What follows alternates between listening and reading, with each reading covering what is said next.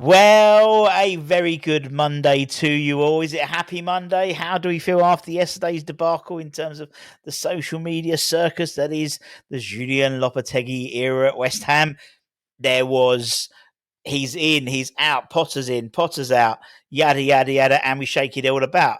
And what happens? Nothing. What does that say about social media? What does that say about all the news? Nothing happened. And it sort of refers back to what I said this yesterday, like in the morning, about no one really knows what's being said.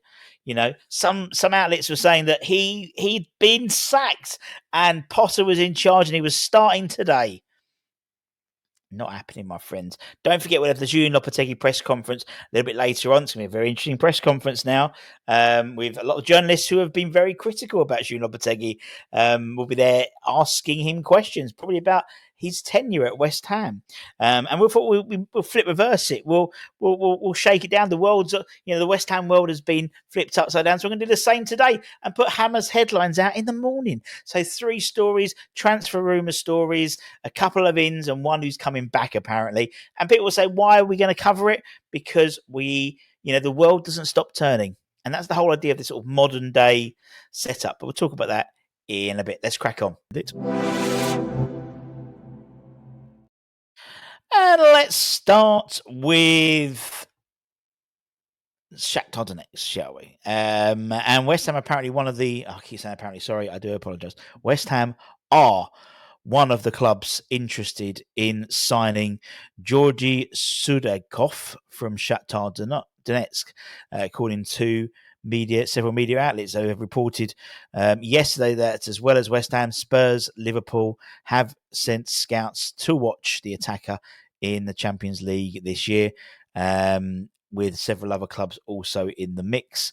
Shakhtar Donetsk director Dajio Sina has slapped a £50 million price tag on the Ukrainian international, and it is as he's anticipating a bidding war for the player. Meanwhile, Sudakov, who grew up admiring the likes of Andres Iniesta and Luka Modric, has already opened up about a potential move to England, saying he sees his future in a bigger league than the Ukrainian Super Premier League, such as La Liga or the Premier League. He's currently grabbed 8 goals and 3 assists from 20 appearances across all competitions for Shakhtar Donetsk, with 2 of those competitions coming in a 2-1 win over Young Boys in early November in the Champions League. So, again, interesting player. The last Ukrainian player we had was obviously Yarmolenko. And so, yeah, we'll see what happens. I think it's really interesting to see where there's the types of players. We are definitely casting this net wide in terms of players coming in. So there does seem to be a bit of disparity between what we're led to believe our transfer policy being in terms of getting the best players from like the Championship because of bedding in. But then we get linked with players from all over the world. So it just proves I don't think anyone really knows what they're talking about when it comes to sort of rumours, hints and allegations all the time. And so I take everything, as you should, with a pinch of salt.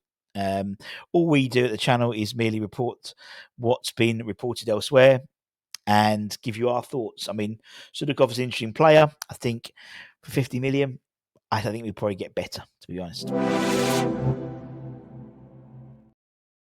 And moving slightly to a sort of more defensive route. Now, I think it's clear to see. I mean, obviously on Tuesday rather, Emerson was dropped with Wan-Bissaka coming in and playing left back, which I don't really enjoy. In all honesty, I think Wan-Bissaka clearly is a better right back than he is a left back, and Emerson's a better left back than he is on the bench. But it does seem when you look at the back line, the left back is a position I think we need to look at in terms of getting some young blood in there, so to speak.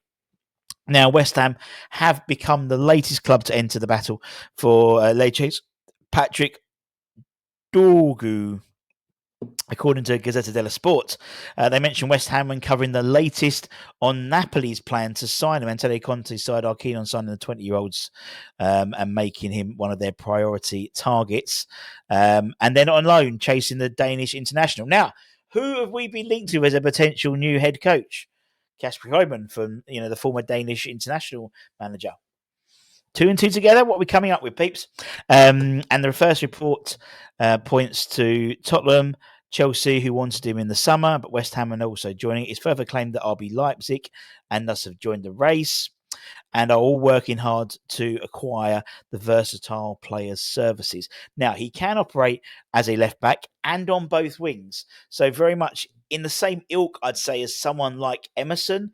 Emerson is on paper a left back, but really he can play pretty much anywhere along that left-hand side. And actually, to be honest, most of the game he ends up playing as a bloody 10, to be honest. And that's very similar to Patrick, to be honest. The report states that Lecce are looking for about 40 million euros. And this has been seen, and this has seen some of the interested parties walk away. So Lecce may need to reduce that fee to get people in. Gazzetta dello Sport say Napoli want to try and sign him, and they're looking for around 30 million euros, which is obviously a reduction of what Lecce are looking. And yeah, as a battle for him, he's a very exciting player. We've been linked with other players, you know, other sort of left wing, left sort of fullback here, sort of start again, left fullbacks. And I think that's an area we definitely need to look at, definitely, because there's just so many, because I think, you know, Emerson is now 30, 31.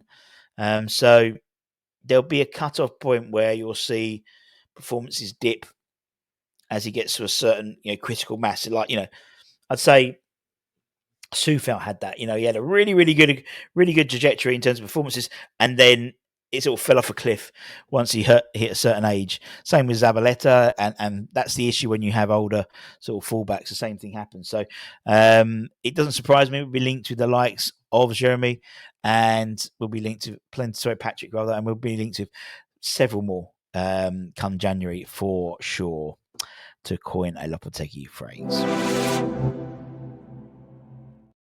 Now, one player who's could be coming back in January, but could be sent back out again, is Maxwell Cornet, the man that won't go away, the bad penny.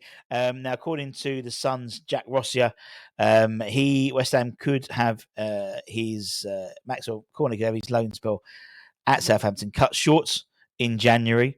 He reported that despite only having 2 starts since arriving from St Mary's in August, he could return to London Stadium next month. Southampton are looking on loaning a new left winger to come in, but they need to free up spots to do so, and Maxwell is likely to be the victim in that.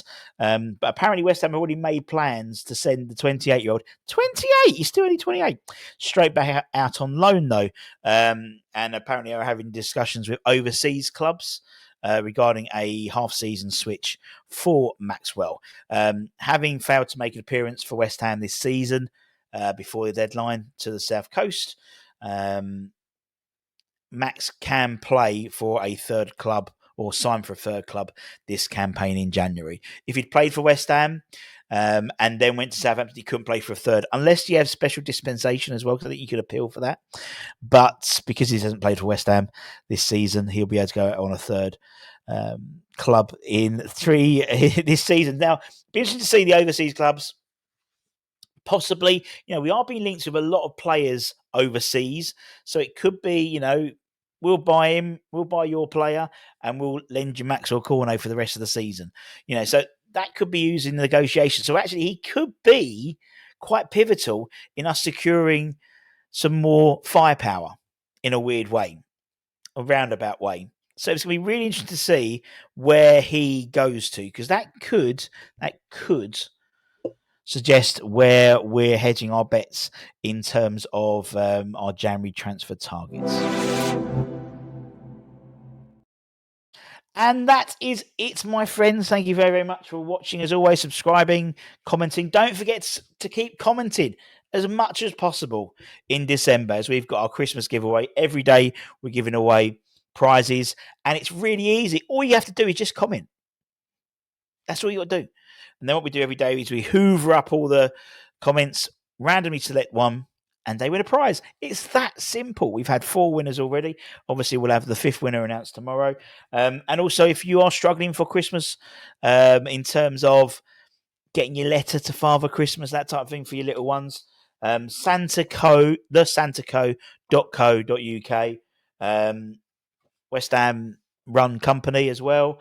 And really, I think it's like $9.99 or something. You fill in the forms, you put all your details of the kids and what's good and what's not about them, and you get sent a beautiful letter on good stock as well. You get a certificate. I am on the nice list. Miss Budden has been given that as clarification that I have been on the nice list this year. And a letter from Father Christmas himself from the desk of Santa, all AI. First of all, congratulations on your amazing achievements. Reaching 26,000 YouTube subscribers is no small feat. Being able to interview Slaven Bilic must have been thrilling too. And I'm rejoicing with you on your Europa Conference League victory. Bravo, Russie B. And there's a little QR code which leads to a voicemail, a little voice note from Father Christmas, personalised to your child as well. So, and it comes almost next day delivery. If you, it's like £1 for like next day or £2 for next day delivery. But absolute pucker. It comes with a stamp as well, and it also comes unsealed. Yes, so you can read it first before you give it to them, just in case. But that's it. Take care, stay safe, stay warm, stay humble. Don't forget to check out leesonbrown.com. Don't forget to subscribe to the West Ham Network. Any breaking news about what's going to happen in the dugout in the next 36, 48 hours, we'll bring to you as soon as possible. Take care. Much love. Bye-bye.